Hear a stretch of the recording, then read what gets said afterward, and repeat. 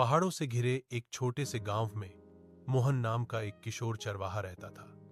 उसका दिन सूरज निकलने से पहले शुरू होता। वह अपनी भेड़ों को लेकर हरे भरे मैदानों की ओर निकल जाता। उसकी बांसुरी की मधुर धुन दूर दूर तक गूंजती थी। मोहन गरीब था, लेकिन दिल का बहुत अमीर। उसके पास न बड़े कपड़े थे, न जूते, फिर भी वह हमेशा मुस्कुराता रहता।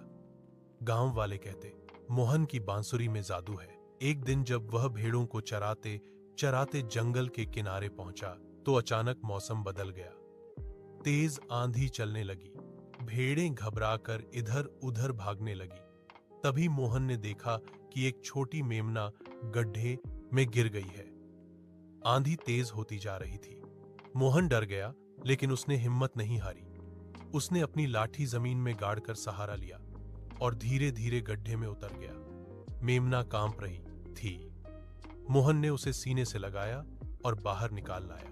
आंधी थमी तो गांव वाले उसे ढूंढते हुए वहां पहुंचे।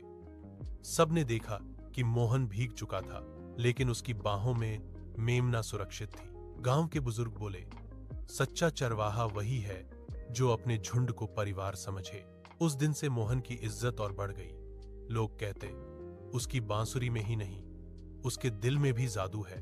मोहन मुस्कुराया, बांसुरी होंठों से लगाई, और फिर वही मधुर धुन पहाड़ियों में गूंज उठी। एक छोटे से गांव रामपुर में एक बुजुर्ग किसान रहता था, रामदास। उसका घर मिट्टी का था। आंगन में एक नीम का पेड़ और पीछे छोटा सा खेत। रामदास की सबसे बड़ी पूंजी थी उसकी मेहनत और उसकी पोती गौरी। गौरी शहर में पढ़ती थी, लेकिन हर गर्मी की छुट्टियों में गांव आती।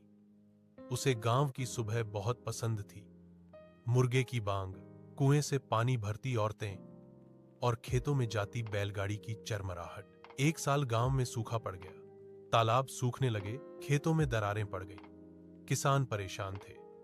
रामदास रोज आसमान की ओर देखता और कहता, भगवान, बस एक अच्छी बारिश दे दो।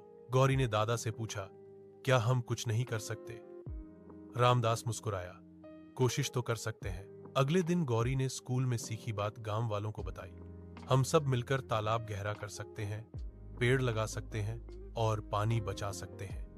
पहले तो लोग हंसे, पर जब गौरी खुद फावड़ा लेकर तालाब पर पहुंच गई, तो धीरे धीरे सब साथ आ गए। कई दिनों की मेहनत के बाद तालाब गहरा हो गया।